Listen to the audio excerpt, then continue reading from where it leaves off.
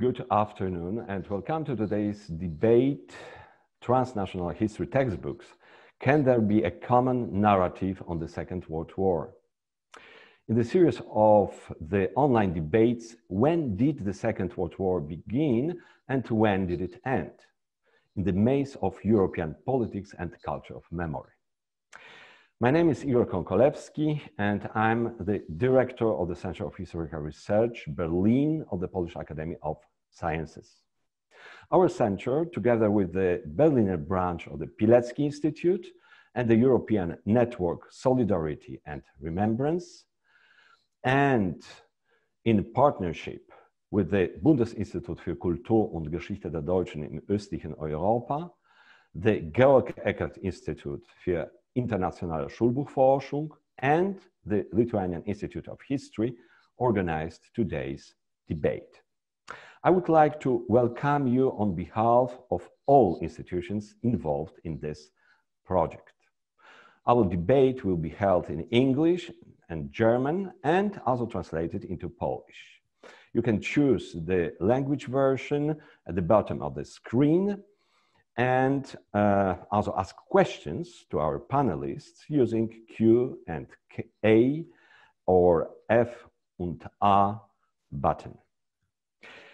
Today's debate is taking place on September the 2nd, the 75th anniversary of the end of World War II in the Pacific. Exactly 75 years ago, Japan formally surrendered to the United States, Great Britain, and the Soviet Union. Yesterday, we celebrated the 81st anniversary of the beginning of World War II, which started on September the 1st, 1939, in Europe with the invasion of Nazi Germany on Poland. These two anniversaries inspired us to examine how World War II is presented in a special kind of textbook for teaching history at school, the so-called Transnational textbook. Transnational textbooks for history are a relatively new and very rare phenomenon in Europe and the world. A pioneering project in the field of transnational textbooks within the European Union was a binational Franco-German project initiated in 2003. 3 volumes of a textbook series called Histoire, Geschichte, for teaching history at the last 3 upper high school grades were published in the years 2006 to 2011. During that time, another binational project began within the European Union.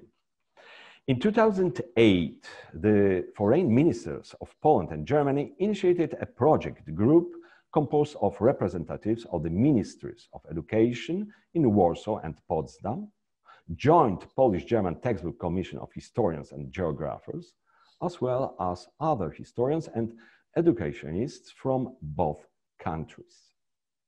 The project group was charged to create the concept of a binational Polish-German textbook for history addressed to students aged between 11 and 16. This corresponds to the level of the so-called Sekundarstufe 1 in Germany and to grades 5 to 8 of the elementary school in Poland. Following the Franco-German approach, the Polish-German textbook was to be identical in both language versions with regard to content and layout, and to correspond with the curricular requirements in Poland and Germany, covering all epochs of European and world history. The project resulted in a 4-volume textbook series called Europa nasza historia, Europa unsere Geschichte, published in the years 2016 to 2020. The last volume, covering the period between 1918 to 2004, came out just a few weeks ago.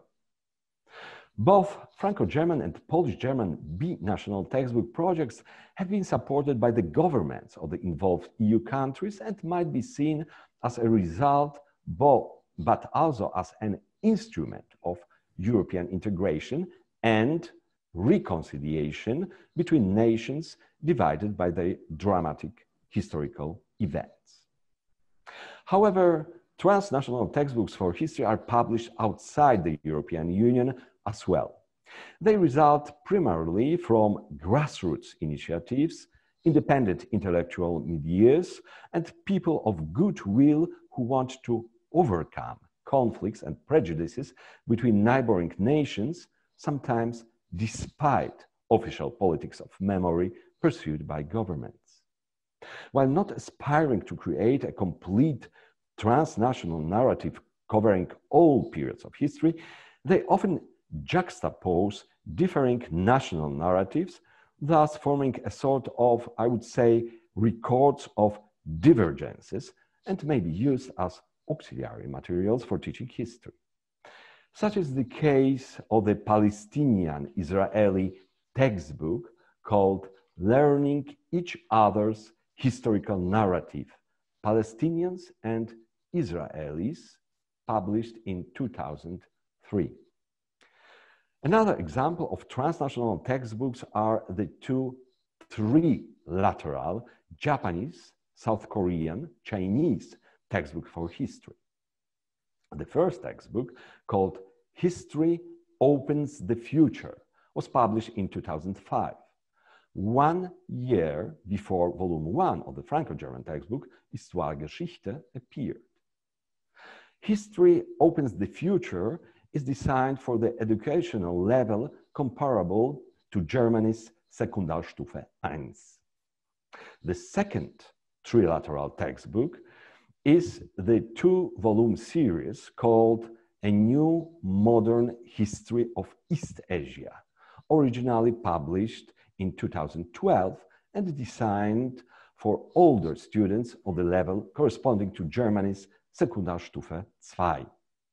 The English translation of A New Modern History of East Asia was published in 2018 with the support of the Pilecki-Institut and is available online. Today we are going to discuss the Franco-German, Polish-German, and Japanese, South Korean, Chinese textbooks for history and focus on how they present the end of World War II and its long-lasting consequences. We have invited eminent experts in the field of transnational textbooks in Europe and Asia. Let me introduce them. Dr. Emmanuel Albert from the Catholic University of Louvain in Belgium. She is a political scientist and author of publications focusing primarily on Polish-German and Polish-Russian dialogues among historians, but in her research, she has also touched upon the Franco-German textbook dialogue. Professor Akiyoshi Nishiyama from the Kyoritsu Women's University in Tokyo. He is a historian and expert on textbook dialogue and cooperation of historians in Asia, but also on European culture and politics of memory. He was a contributing editor, among others, to the volume L'Europe, Notre Histoire, edited by Etienne François and Thomas Serrier, published 2017. Dr. Wolfram Meyer-zu-Uptrup from Berlin is a historian and deputy chairman of the Deutsch-Polnische Gesellschaft Berlin and one of the initiators of the Polish-German projects of a textbook for history. In the years 2008 to 2012, he was a German chairman of the steering committee of the Polish-German textbook project. And last but not least, Dr. Marcin Wiatr from the Georg-Eckert-Institut für internationale Schulbuchforschung in Braunschweig. He is a historian and German secretary of the Joint Polish-German Commission of Historians and Geographers. He also actively participated in the editorial works on volumes 3 and 4 of the Polish-German textbook, Europe, Our History. Let me ask first question to Dr. Albert. The Franco-German and Polish-German transnational textbooks were officially initiated by the governments of 3 EU countries. Dr. Albert, you know these two projects very well. Could you tell us more about the genesis of the Franco-German project? Who came up with this idea? What were the main challenges the initiators of the textbook Geschichte-Histoire were confronted with?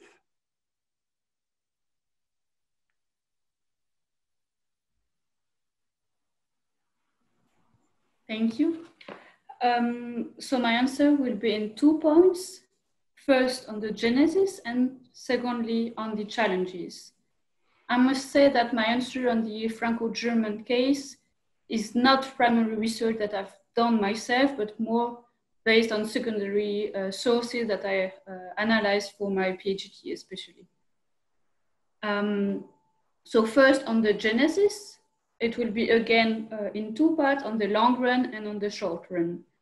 So on the long run genesis, there has been a long tradition of historical dialogue between France and Germany, starting as early as the 1880s, according to Emmanuel Albert, or at least during the interwar period, around Jean de Pange or Fritz Kern in Germany. And it got reinforced after the Second World War with the Speyer meetings, for example, and around the Pilecki-Institut in Germany especially. This strengthening of the dialogue was taking place in parallel with European integration, and especially with the creation of the so-called French-German couple.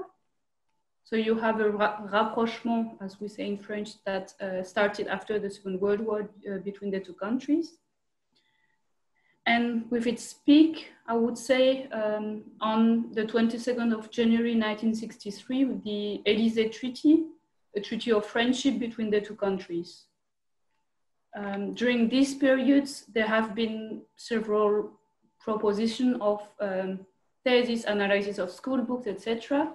So it's quite an old idea, but that came back in the 2000s. So that leads me to the short-run genesis. Going back to the Élysée Treaty, so on the 40th anniversary of this treaty, the French-German Youth Office, or FAGE in French, organized a youth parliament in Berlin for teenagers and asked them to reflect on their expectations from European integration and especially from the Franco-German couple. At the end, there was a plenary session in the presence of President Chirac and the German Chancellor Gerhard Schröder. And one of the measures the youth proposed was the creation of a common school book on history. So the idea here came from civil society, but then was supported by politicians.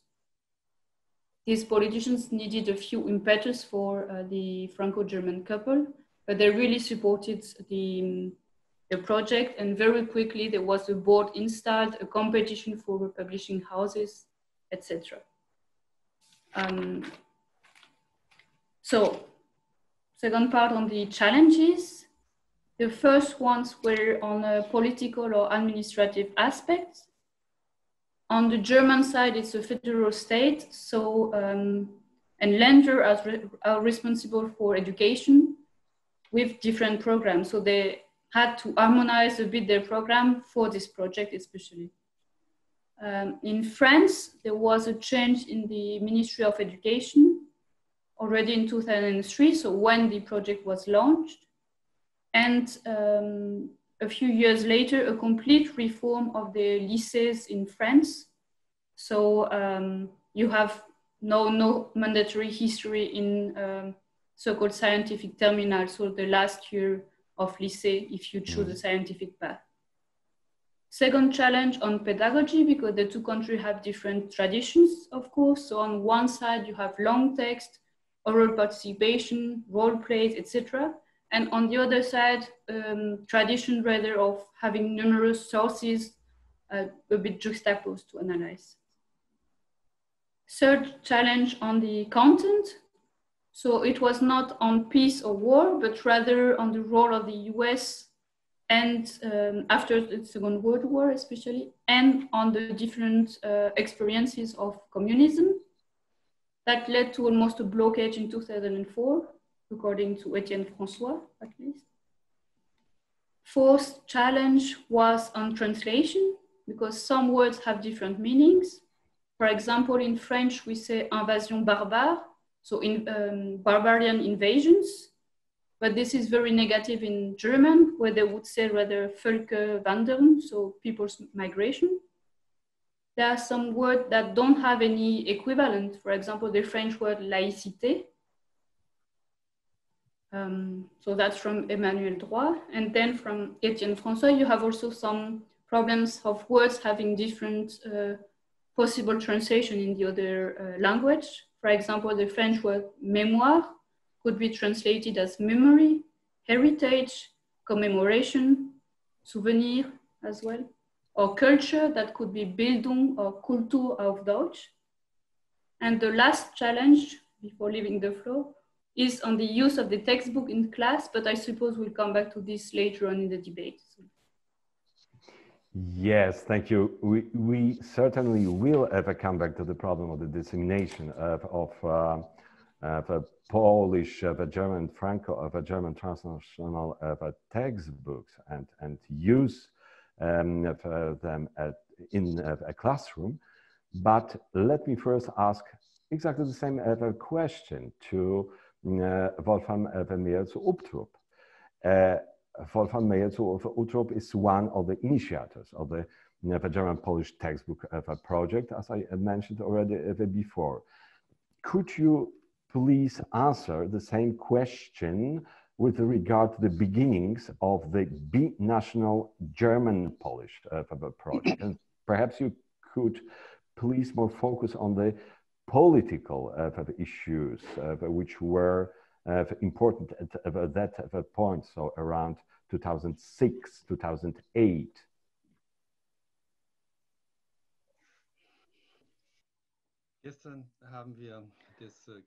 Yesterday, we commemorated the beginning of the Second World War in Berlin, and it became clear how much suffering there is in the German-Polish history. And so considering this, for me, it's always almost a miracle that we, after 1945, could start a process of a new understanding, a mutual understanding. And this is the new grounding stone for our contemporary history. In Germany, there were 3 levels that were important and that all together influenced the development and the beginnings of this project. First of all, that was the level of the civic society, and something that started in the 1960s, this development with the letter of the Polish bishops to the German bishops, with the question of people who were displaced after the war. So it was very important, this engagement of the civic society in Germany and in Poland. That was also politically audible and important. East German and West German actions were also very important. Sühnezeichen was a very important action, for example, solidarity, Solidarność, and the possibility to take part in it was a very important experience for both nations. So for both nations, the so-called packet actions were very important after the Second World War. This was something that I think contributed to breaking through stereotypes. Second level was a political, coming closer politically. So Willy Brandt and his NIFO in Warsaw, in front of the Warsaw Ghetto Memorial, the Treaty on Friendship, 1982, and Another politically important point in terms of the German-Polish project was a speech of Steinmeier, the Minister of Foreign Affairs, 2006, at the beginning of the university year at the University of Viadrina in Frankfurt Oder. And he pointed out that there is a project like that with France, and it would be great if Germany could conduct such a project with Poland as well. Another level was a scientific dialogue that was started early 1970s from a German-Polish book committee, and that was something that led to an explanation of the necessity of such a project and to overcome historical differences that were clarified by then and to develop mutual and joint research relevant questions. So something was discussed in politics and in the society that was very much before based on stereotypes and prejudices. So this was also something that was discussed here in the form, and it was stated that it's very important to have a common foundation to work further. The idea was actually born on all three of these levels. So the Committee for School Books, politics, as I mentioned, Mr. Steinmeier, and also civic society, to which I could count myself, luckily. We all together came around year 2006. We had this idea together. We could also conduct such a project together. We knew it's going to be more complicated than with the German-French project. And that's why it was very important that the Minister of Education in Brandenburg in the year 2007 said, yes, I really like this idea. I want this to happen. I'm going to support this. And he asked me to support him with this idea. And you can all imagine that I did this with a great honor and pleasure. 4 points to put it shortly. What happened then, the realization of the project? First of all, we had to generate a political willingness for this project. There were decades of discussions. Also, observations from the civic society was there.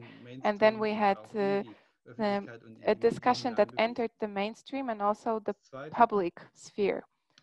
Second of all,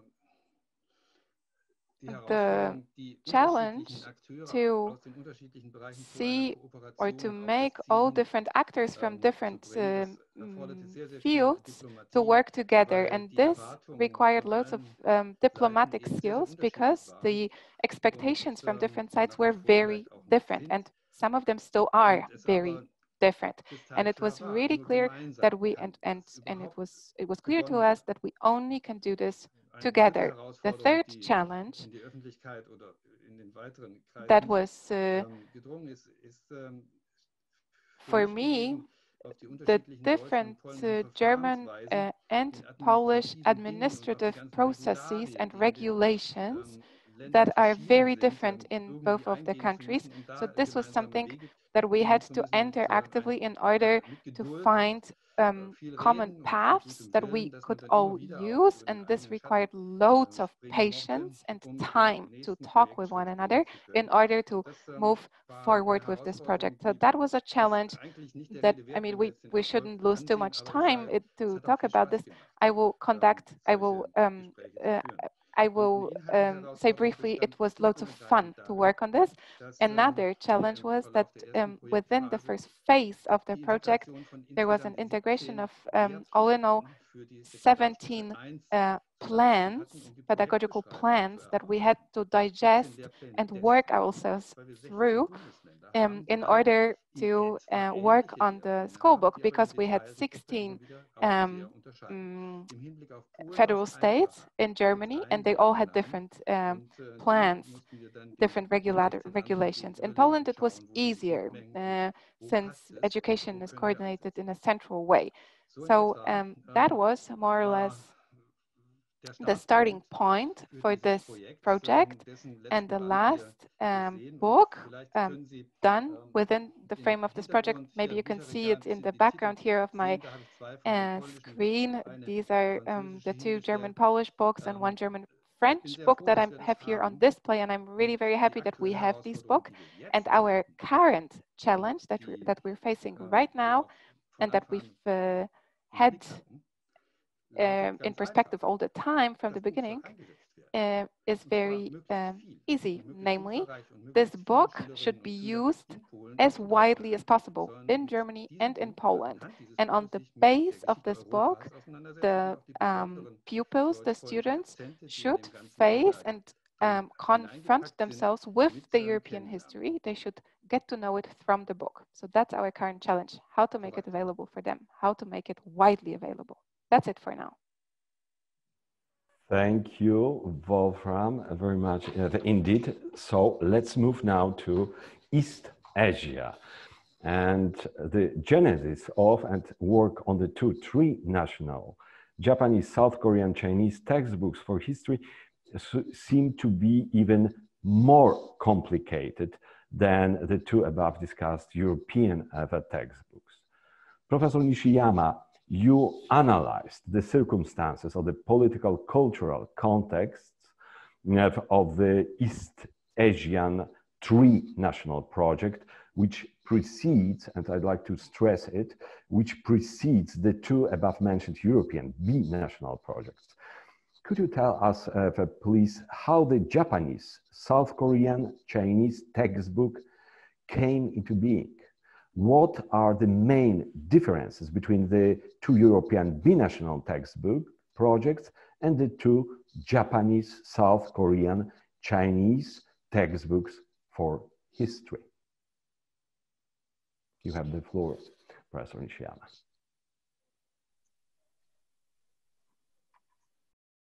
Yeah, first of all, I would like to express my sincere thanks to Professor Kakolewski and the other colleagues who organized this wonderful conference for allowing me to participate as a panelist. Although I'm now at home in Japan, about 9,000 kilometers away from you, online communication will hopefully overcome this long distance. Now, Professor Kakolewski has asked me two questions, which I would like to answer as follows. The first question is about the creation of Chinese, Japanese, South Korean history textbooks. These trinational history books actually have a short-term and a long-term background. On the long term, I would like to point to the first textbook conflict in the early 1980s in East Asia. The school policy, especially the approval of history textbooks by the Japanese Ministry of Education, was criticized as a justification for the history of expansion until 1945.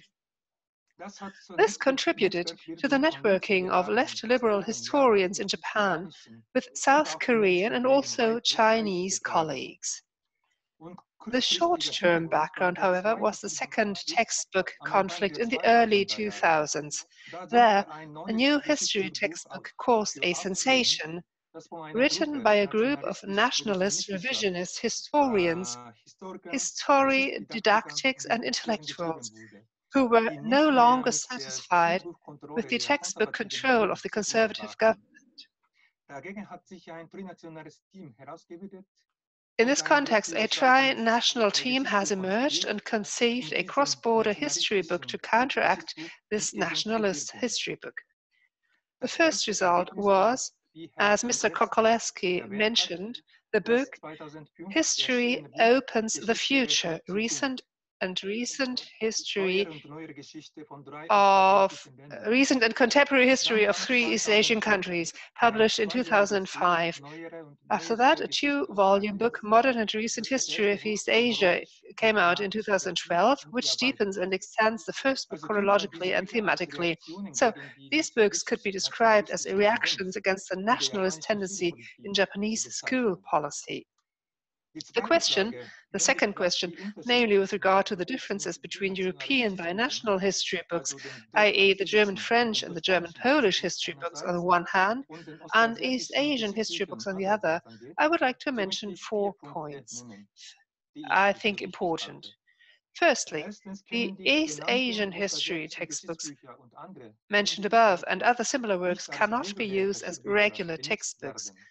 The very different curricula of the countries concerned stand in the way of a common history textbook being allowed in school lessons. Added to this is the fundamental division of history as a school subject into national and world history as independent subjects in upper secondary school. For this reason, all bi- or tri-national history books that have been published so far are best used as supplementary books, or queries, so to speak. So, secondly, it should be emphasized that the tri-national team that produced these history books was voluntarily formed by historians who, on the Japanese and South Korean sides, were close to citizens' initiatives for reconciliation and critical reappraisal of war history. They did so, at least for Japan, without support from the state.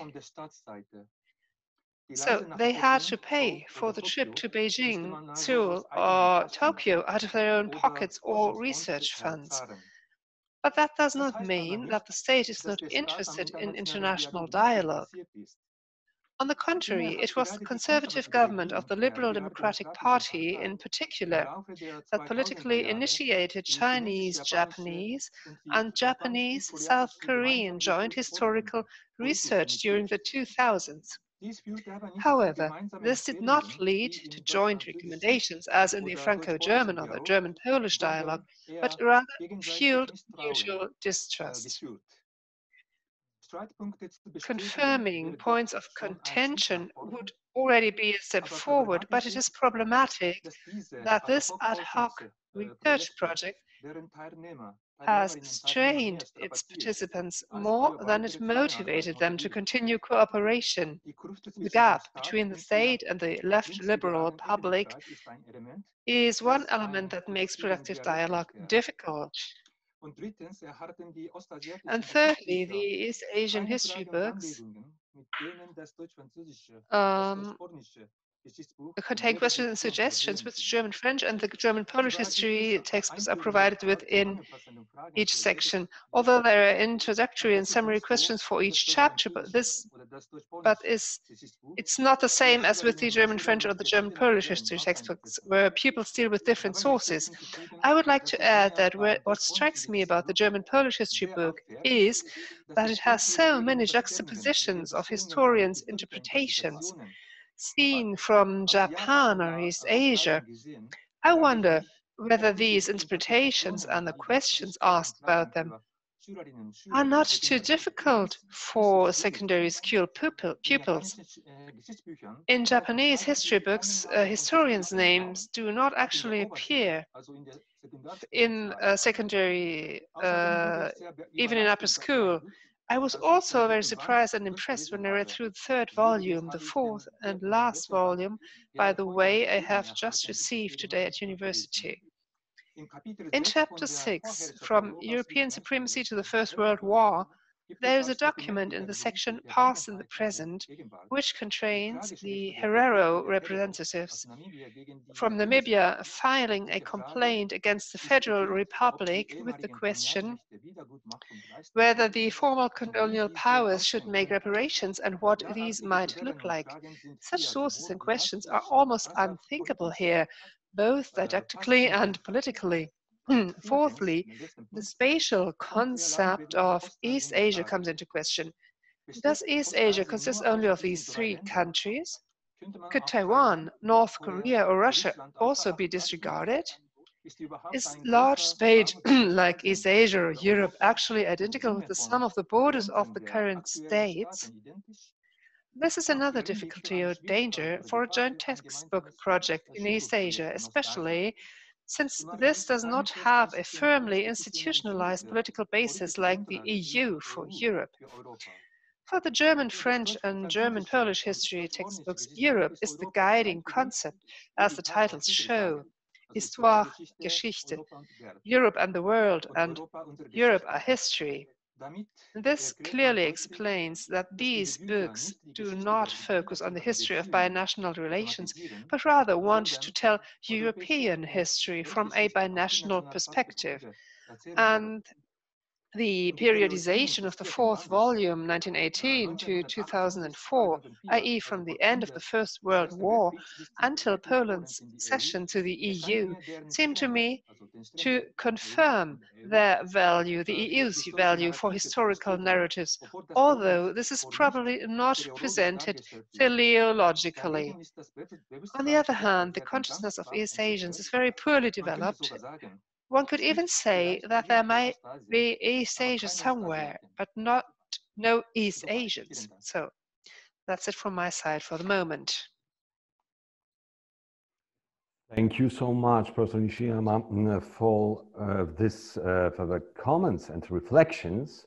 And thank you so much that you found time to have a look into the last volume of our series, Europe, Our History, since, as you said, you received the mail from Europe, from the German publishers, only today, but still you were able to find some time and to analyze some chapters in volume 4. Now, let's move to volume 4 and ask the question to Dr. Marcin Wiatr, which is related to volume 4. Our debate, as I told at the very beginning of our discussion, is taking place in the year in which we celebrate the 75th anniversary of the end of World War II. Dr. Wiatr, you are an insider, so to say, of the Polish-German textbook series, Europe, Our History. You have participated in all editorial works on volume 4 that also covers World War II. How was the end of World War II presented in volume 4 of Europe, Our History? To what extent were the authors of the Polish-German textbook able to implement the so-called multi-perspective approach in the presentation of the most important events and consequences of World War II for Poles and Germans? Marcin, the floor is yours. Thank you so much for the invite to speak about this milestone, not only for German-Polish relations, but also overall for Europe. And I'm saying this because I think we have to remember that this is important. In Germany, you can often hear the quote from Angela Merkel, "We can make this, wir schaffen das," which she made in 2015 during the refugees crisis. So we have been quoting this sentence in different contexts since then, but we've also been using it before 2015. We can do this. So during our editorial sessions, we supported each other because we were aware that we had a huge job to do. So multi-perspectivity has already been mentioned. We're doing to do something extraordinary. No one has gone there before in the German-Polish textbook dialogue and done this practical thing. And I'd like to especially thank the German-Polish Textbook Commission and the Georg Eckert Institute, and I'd like to mention the civil society organizations. So basically, we were the people and scientists. So we weren't writing only as scientists. We also were emotionally involved, especially in volume 4. It becomes very clear in many places. We were quite emotionally involved, and I think we've done a good job, and I'm happy that we can speak about this. So this was a long introduction, but I, as one of the insiders, I'm called upon to explain what the didactic principle is that stands behind this textbook. It is not enough to say it's a binational German-Polish history textbook. I think that would not do justice to this book, at least not when it comes to the concept that lies behind it. Basically, this is a very European textbook. It is a European expert good, actually, that we have developed in cooperation over 10 years' time. And during the work on this textbook, we were following certain didactic principles. To develop a reflected textbook was our goal. And the tasks of such a reflected history awareness in Europe especially, where the history, the awareness for history is so split between nations. Of course, you have to critically review your own national history and the European history. So our textbook should show the many facets of Europe, the plurality of European culture of remembrance, and it wanted to make pupils aware of how history is written, how memory is constructed, because I think this is something that has been missing in school books in Europe. They don't give the insider's view. They don't tell you enough about how history is actually being written, how history is being told. Of course, we are speaking about historical facts, but it's also about their interpretation. And sometimes we have competing interpretations, and they are necessary to create a historic awareness. So we wanted to make people aware of dangers linked to an ideologic interpretation of history, because this too, in my opinion, is something that a good history lessons and a good textbook, a good history teacher have to do. They have to make people aware of these kinds of dangers. History and how we deal with history is also full of hidden dangers. And we have to face these dangers. Back to our principles, our didactic principles. Igor Kokolevsky mentioned the first principle, the multi-perspectivity. I'm not aware if you know what this is. Multi-perspectivity, that is clear at the first glance. It's about multiple perspectives, so different perspectives on one event. So basically, it is about the central historical didactic principle by which innovative textbook narratives must be measured. And the central question here is, will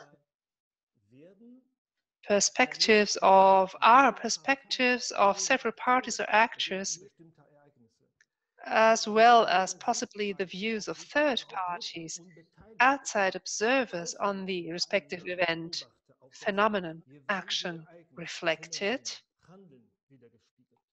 So, are those perspectives admitted, different perspectives on one event? So this didactic principle is important when it comes to selections and compilation of sources. And that was right from the beginning, from the first to the last and fourth volume was our guiding principle. And we have been very consequent in not only allowing those different perspectives, but challenging them, juxtaposing them, discussing them. Two further important principles are the open view of history, and here the open view of history as a didactic principle is often misunderstood.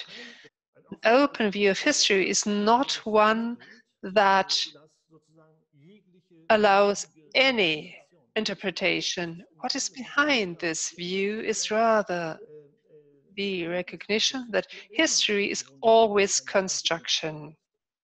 Also, history textbooks are objects that are constructed.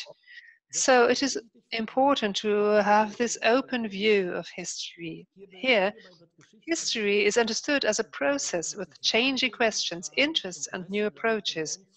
For history always grows out of changing current problems. The question of how factually well-founded a view of history should depend exclusively on the power of argumentation and the sustainability of the corresponding source information. Sources should not only confirm the statement of the author's text, but should also supplement it or possibly contradict it. We have often been able to implement this, even though it hasn't been easy. It really hasn't. But I'm sure we'll get back to this during the discussion. So it was important to us that students were given the opportunity to deal independently and critically with those sources and with the traditional history views, including conflicts of interpretation, historical myths, cultures of memory, etc. Two further didactic principles I'm only to briefly mention. The third would be controversy. It is often very necessary, but often also being avoided. It calls for the reproduction of all perspective on a controversial or differently remembered event, i.e. existing contradictions between parties or actors, and the resulting assessment of an event should not be ignored or trivialized, but neither should they be overstated. The students should be in a position or be enabled to form their own opinion on the basis of the controversial positions and to judge an event independently. Authors' text and interpretations by historians, therefore, encourage reflection and enable alternative interpretations. Of course, the question may be asked whether such an access, such a procedure, such a didactic method, controversy, admitting it, implementing it, might not be too difficult for students. But I think, especially in Europe, and especially when it comes to the education landscape here, and also the production and conception of a media for education, we really must make an effort, and we must expect from students to make an effort.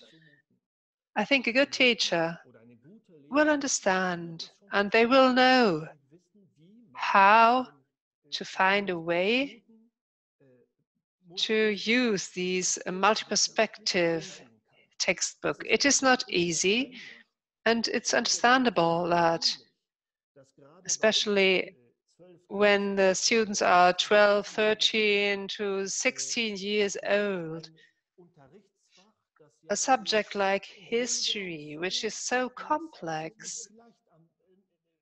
Marcin, I'm awfully sorry, but I need to interrupt for a second. Thank you very much for showing us all this educational principles which have been implemented in the textbook, post-German for that textbook. But could you be also more specific in relation to volume 4? So how these principles, multi-perspectivity, controversiality, have been applied in the presentation of the end of World War II? Could you just touch upon some controversial issues which perhaps had been discussed among you as editors, as authors, while working on the stuff on World War II? Ja, ja. Also gerne und das ist auch wichtig und dass man eben auch that slowly we show you some specific examples. I'd like to say something beforehand, however, in order to make it easier for you to understand our work. We met every second or third week for an entire week for years. And especially when it came to the work on volume 4, we always had to keep in mind the current happenings. What does remembrance of Second World War mean today? And the knowledge about the horrors of World War II and the resulting commitments we have. And in order to write this textbook, we needed to keep in mind that every public debate, scientific or educational policy debates or social debates generally, all debates and discussions on World War II deal not only with the past, but also with the present. The present, when it comes to decisions on future models for our society. So the link between the consequences of World War II and today's events like renationalization, focusing on our own national history, this is very clear that there are links. So everything is interconnected. And in the history of the relations between Germany and Poland, so instead of looking at this consolidated nation-state framed view, we wanted a transnational dialogue, a dialogue in remembrance. So it was important to get to know the viewpoints of others and to include them. Okay, Marcin, thank you very much. I see you are avoiding to be too much specific on my very concrete question. And partly I can understand it because we are still before the official presentation of volume 4. So probably you don't want to reveal too much about the content of volume 4. But we need to move on, and I'd like to ask the question related to Franco-German the textbook to Dr. Albert. How were the problems related to the end of World War II presented in volume 2 of the Franco-German textbook? To what extent has the multi-perspective approach been implemented there? Dr. Albert. Yes, so I made a mistake. I've checked, and the Second World War is presented in volume 2 and also volume 3 for some part. So I will go on the 2 volume shortly and then go to the multi-perspective approach.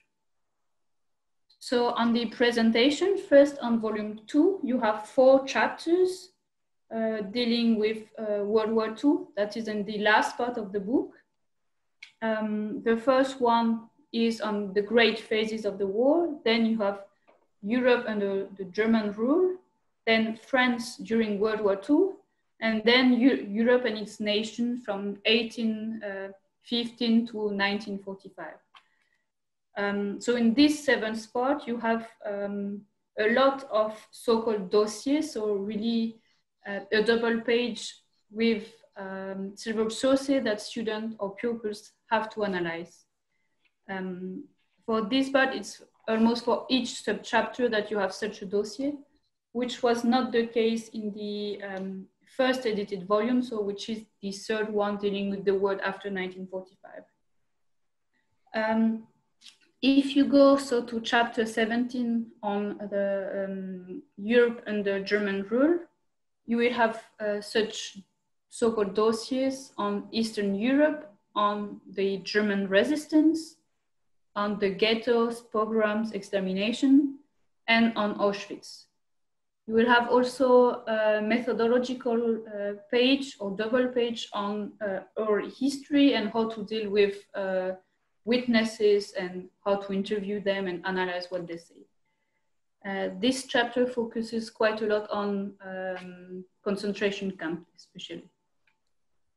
It's a bit different for the 18th chapter dealing with France during World War II, where you have only 2 dossiers, that is on anti-Semitism and then on Alsace-Lorraine.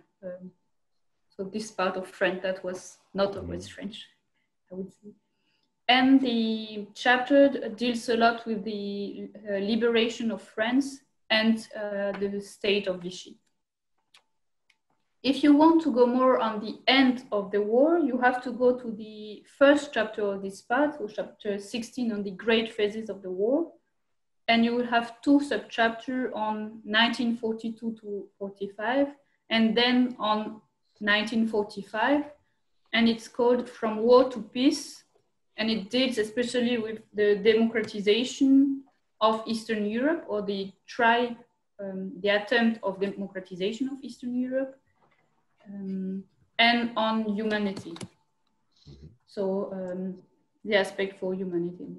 And then the chapter ends with a dossier, which is not on France or Germany, but on Japan and how the war ended for Japan and in Asia in general. Interestingly, this book also makes the start of the march toward the war already in 1931, when Japan invaded Manchuria. So it's not starting with the Munich Agreement or the Anschluss of Austria and so on, but already before with Japan. Then at the end of this part, you have an assessment of the Second World War, and they try here to show some different perspectives. So it's called Regard croisé in French, Perspective and Wechsel in German. And here they try to go more on a kind of distanciation from history, and they insist on the history of Vichy in France and the responsibility of the French state in the murdering or massacring of Jews. And for the German side, also the part of the Wehrmacht that was also involved in killing Jews and civilians, and that was not only the SS.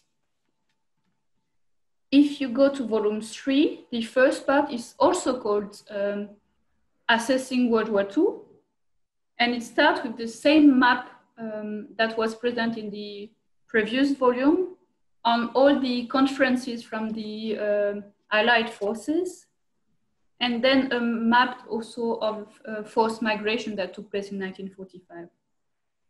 There are 3 chapters in this part, the first one being on the assessment and the consequences of the war, then on memory, and then on the beginning of the Cold War. The first chapter really emphasizes destruction. So they insist on the humanitarian catastrophe, on the atom bomb, the destruction and reconstruction of some cities, for example, Le Havre in France, nearby where I come from, anyway. And the idea of never again, and they insist also on the number of victims, etc.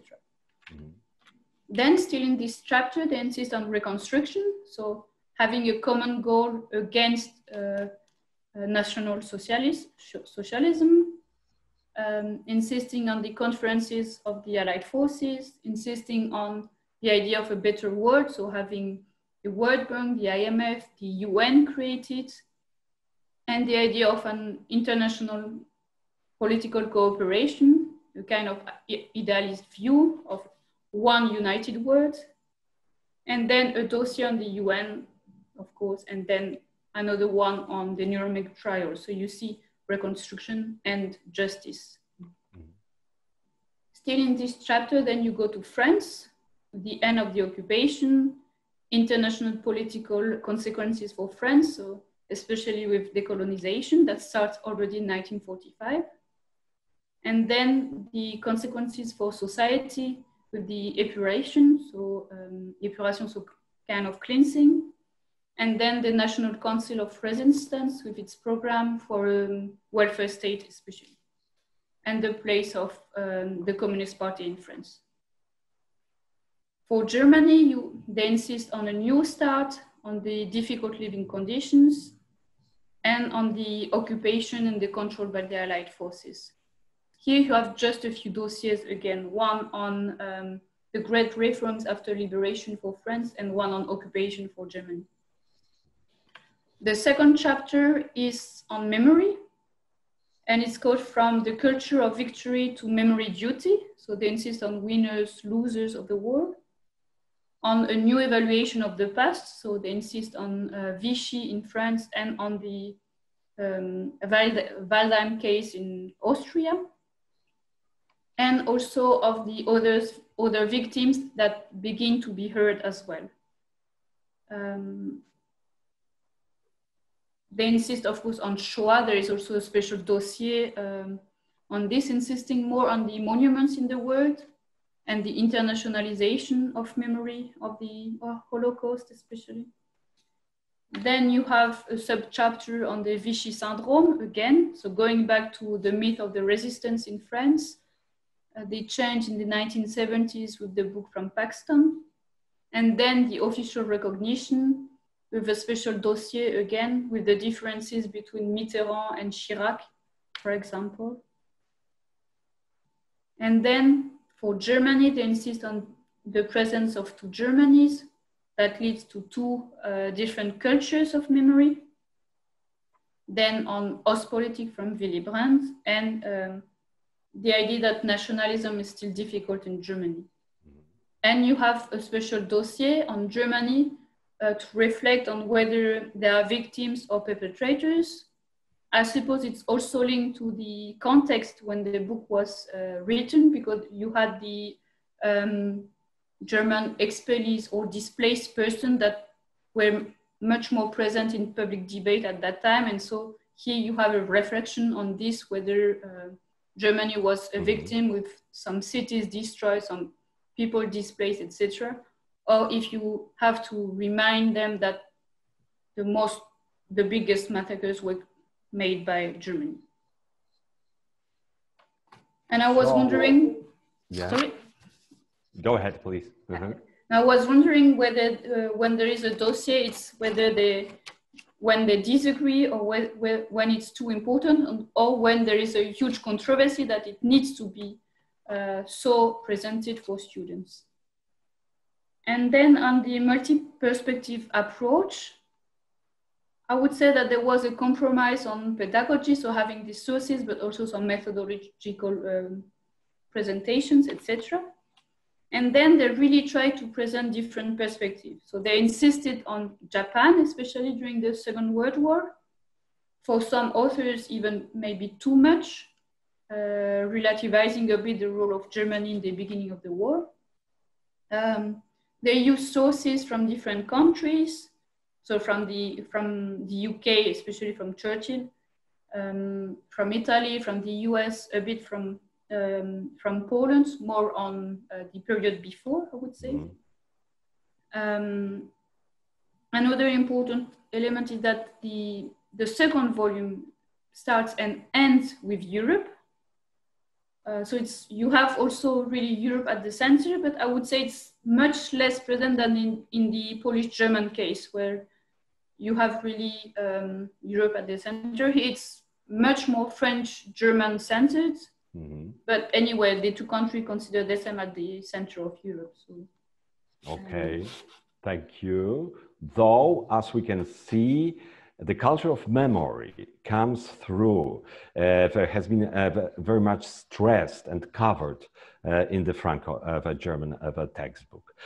Okay, so let's move now again to East Asia, and again the same question to Professor Nishiyama, namely about the presentation of the end of World War II and implementation of the multi-perspective approach in the three national Japanese, South Korean, Chinese textbooks. So, Professor Nishiyama, now if you could please answer the question I've just asked you. Mm-hmm. Thank you so much for this very important and interesting question. In the book History Opens Future, the history of Japanese imperialism and the wars it waged are described in detail.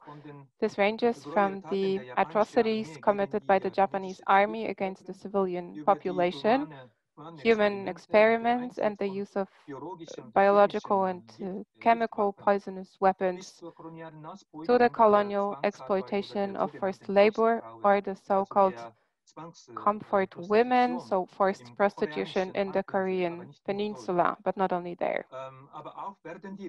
But the suffering of the Japanese people is also addressed, such as the atomic bombs dropped on Hiroshima and Nagasaki, or the Tokyo air raid that claimed hundreds of thousands of victims within one night.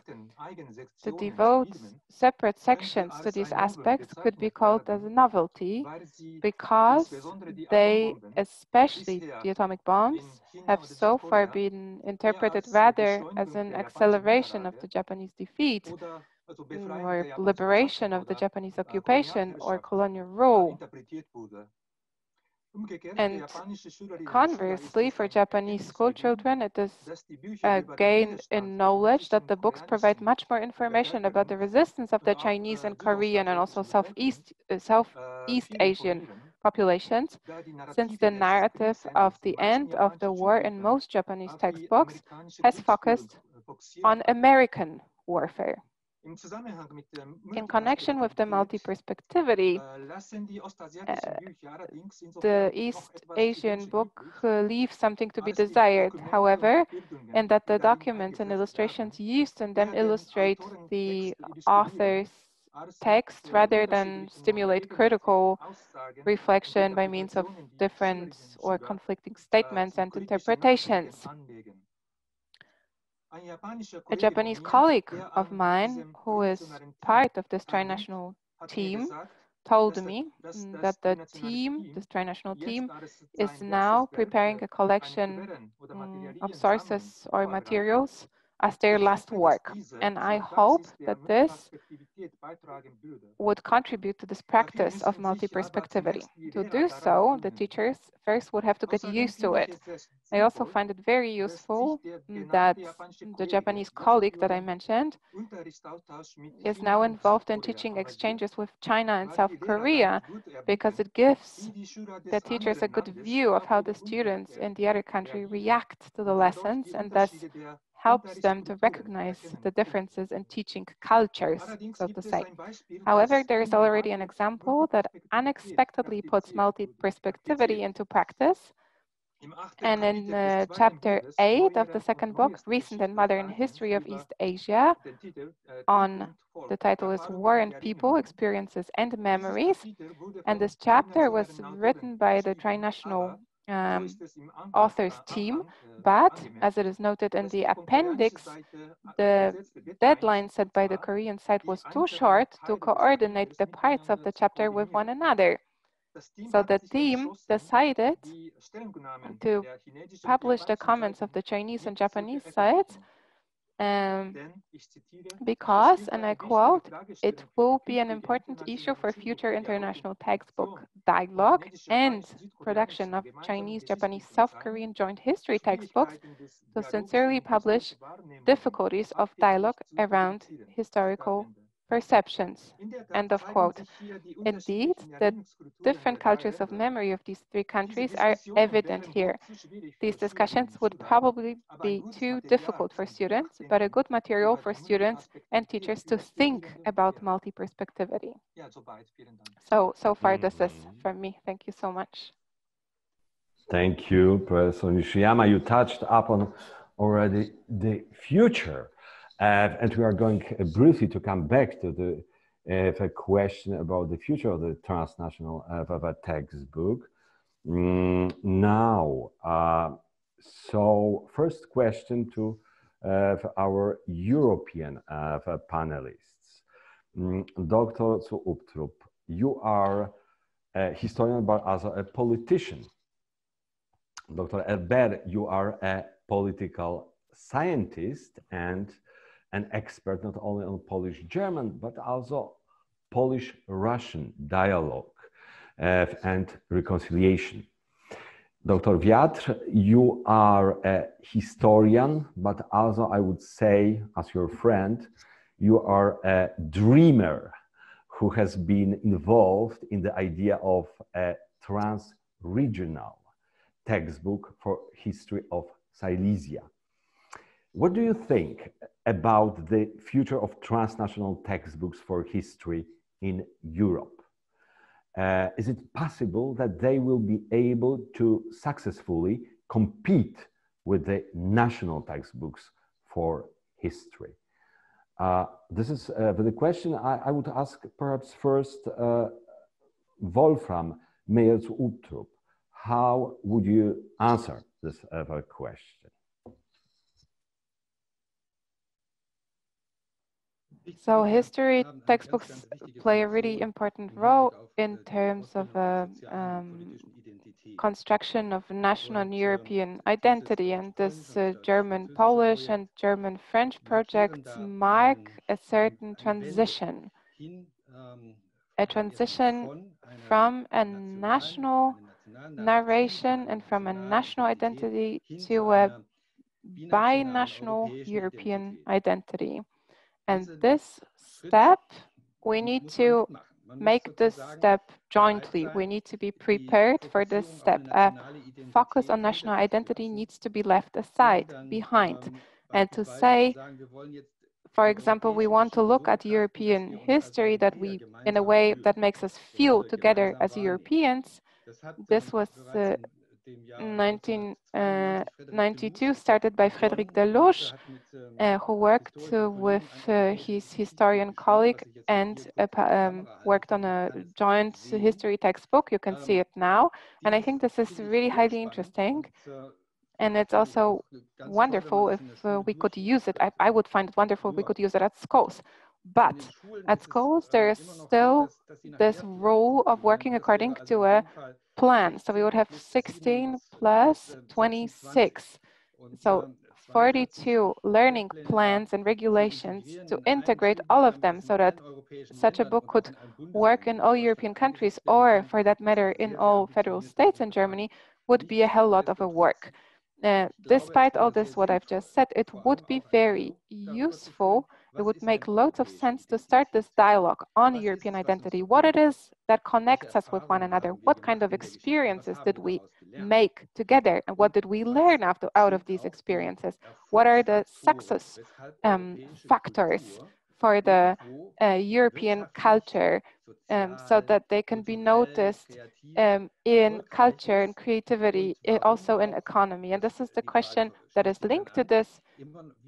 How can European culture and this fascination can be joined with the fascination and cultures of other nations and countries? So these questions should be asked if we want to say that we want to have a joint perspective on European history. And I think it would be really great to start such a process, but to focus from the very beginning of this process on the fact that the European identity should be placed in the center, and say it won't be a book that will fulfill all the expectations and premises of the educational plans. It will be a book that which it will be possible to use in all the countries, and that will show a very specific and particular perspective from which hopefully this perspective will hopefully allow us to discuss the questions of our joint identity. In many European regions, this is something that's not trendy at all. We see that's not in at all. We see in many countries that there is a certain refall, I would say, to a certain national thought and the desire to form borders along one's own country.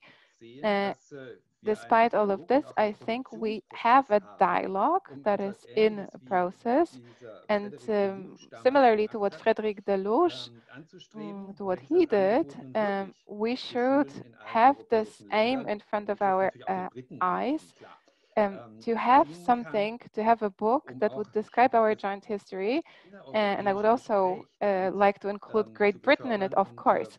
But so to have something as a base to talk with young people. We have the right to travel freely, but the notion and the perception, this is something that we have to work on, I think. Yeah, certainly we should, and I hope we will. Dr. Albert, the same question to you. So here I think we should put the Polish-Russian dialogue aside, because, well, they are not preparing a common textbook, and I don't see it in the near future. They are far from. If you look at the French Franco-German case, you see that it took place 60 years after the Second World War. For Poland, the same. But if you look at Poland-Russia, the last historical event that were very, very difficult go back to 30 years only. Mm-hmm. So, I mean, maybe we need to wait for 30 more years to see a change. A constatation, if you look at the French-German case, well, you see that the book is not very well, or not a lot used in classes. It's used in some special classes called Abibac, so the classes that have the French baccalaureate and the German Abitur, then in so-called European classes and in border regions. I suppose that for Poland, it might be also quite used in the border regions or the regions with a specific past really linked to Germany, for example, Silesia, and some other ones. I'm not sure whether it will be used everywhere, especially as the German publishing house, Eduversum, is very small. Mm. For France and Germany, it was on both sides a central publishing house, and still it's not very used, and in ex-GDR, it's not used at all. Mm. But in general, I think it's a fantastic work for historians, for researchers that would analyze it later on, and also for rapprochement or reconciliation. Also, some authors say that it comes after the reconciliation took place. I think it's part of the reconciliation process. Mm-hmm. The very process of drafting this book and having the dialogue, as Martin explained a bit how it takes place, I think it helps a lot discussing and having a dialogue on history and then agreeing or disagreeing. I'm not sure whether there will be some other attempts. Maybe in Asia, because there were a lot of contacts taken with these two cases.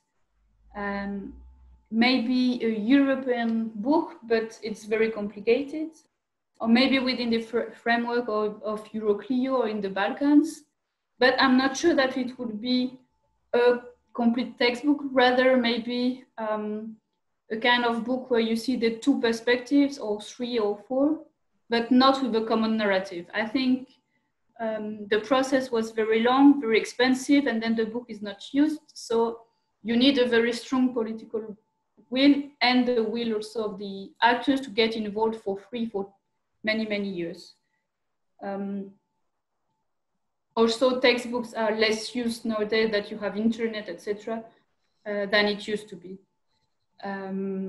But maybe someone will have a huge ambition and try to create a European textbook more than the Euro manual that we had, but based maybe on the work of the House of European History, for example.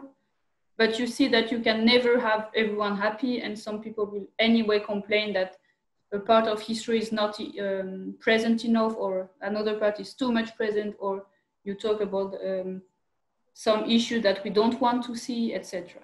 Mm-hmm. Thank you, Dr. Albert.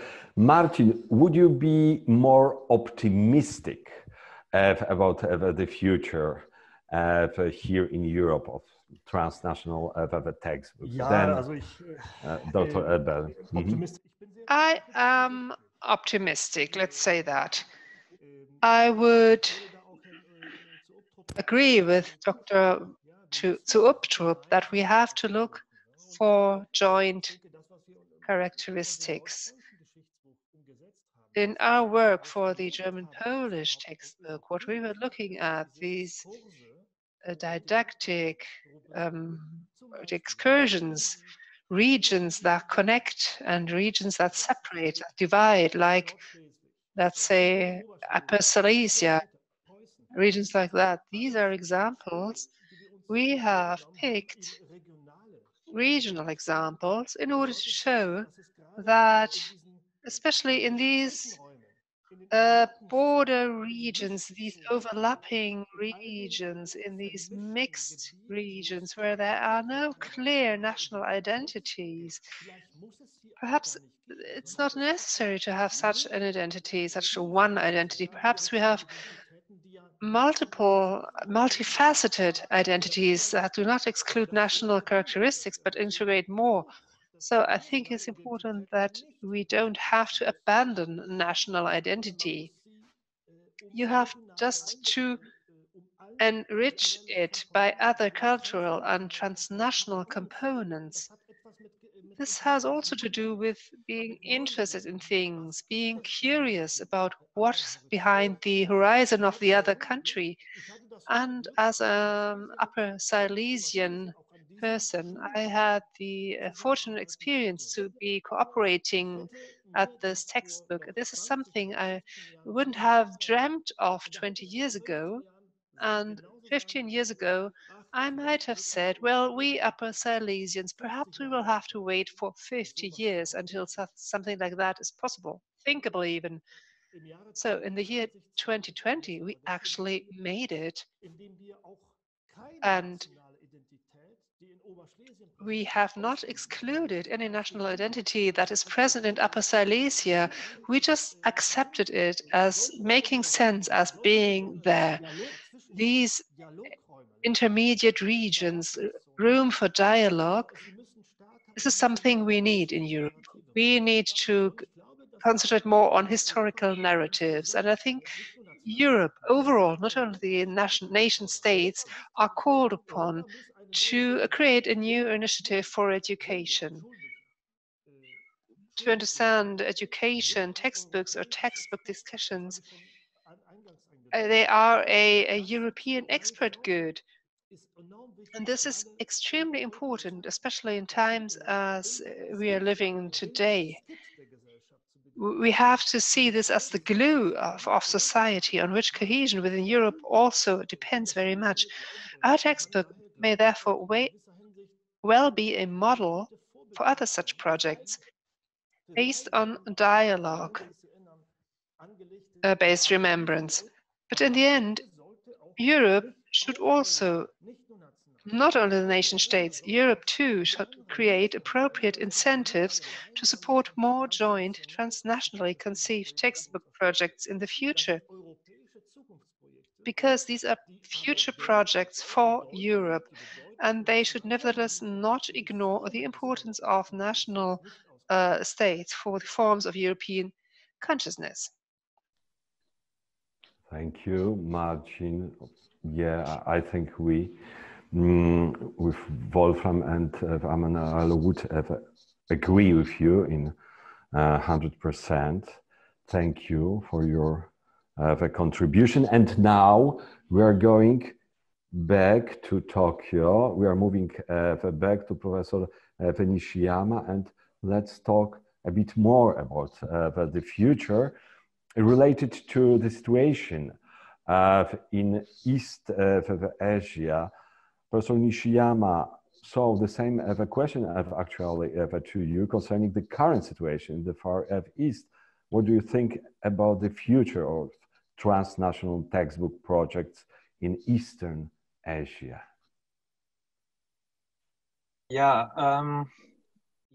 The current political situation in East Asia is not favorable to the development of transnational projects. As far as Japan's relations with China are concerned, the tensions in US-Chinese relations, as well as the image of the undemocratic People's Republic of China with the looking at Hong Kong, make closer cooperation and public acceptance of such projects more difficult.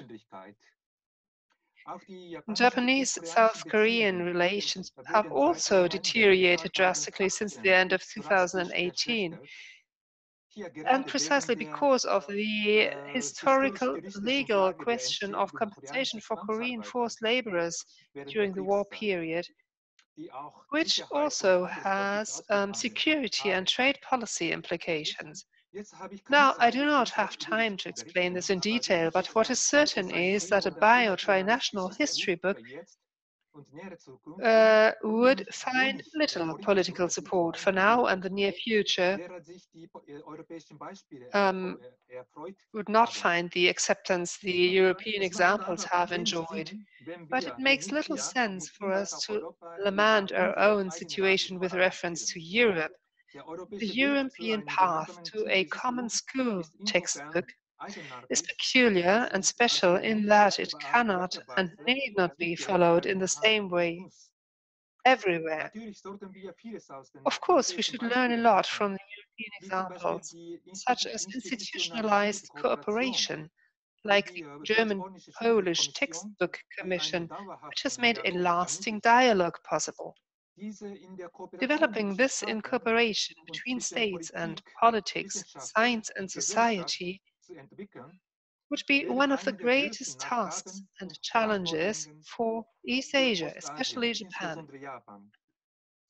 In the current situation, however, we should also try to integrate such elements or approaches into history teaching within the framework of a nation state that would enable pupils to broaden their historical perspective beyond the border. In this respect, South Korea has already taken a step forward by introducing the history of East Asia as an optional subject in 2012. Japan will also introduce the compulsory subject Basic History in 2022, which should partially overcome the division of world and national history for recent and contemporary history, taking East Asia into account more than ever. To ensure that this formal approach is followed by a substantive one, transnational dialogue should be continued, however laborious it may be. And here, the European examples give us a good guideline how to do this. Thank you very much. Thank you very much indeed, Professor Nishiyama.